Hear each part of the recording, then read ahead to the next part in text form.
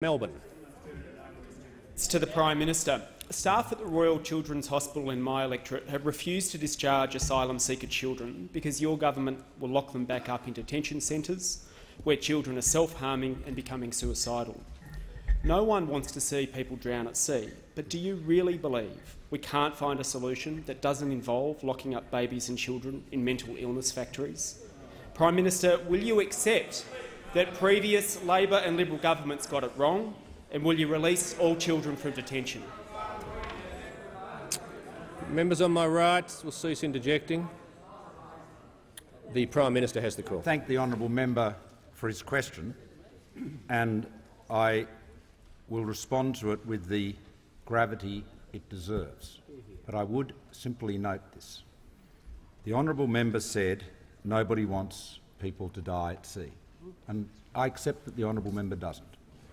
But the simple fact, the melancholy truth, is that the policies he and his party supported and still support have been proven to have that consequence. There is no doubt about that. This is not a question. This is not a question Member of theory. for McEwen. This is a question of fact. There was an experiment undertaken under the Labor government. Mr Rudd himself regretted it and sought to change it. The fact is, it was done. It happened. It was a mistake. People died. Now, nobody wants to have children in detention. Not me, not any member of this House, not anyone, not any Australian.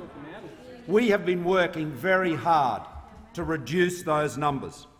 Under the Labor government, the number of children in detention peaked at almost 2,000. Under this government, those numbers have been dramatically reduced. There are currently, I'm advised, around 100 in Australia and somewhat less than that in Nauru. Now, that work is continuing to be done. That is the goal.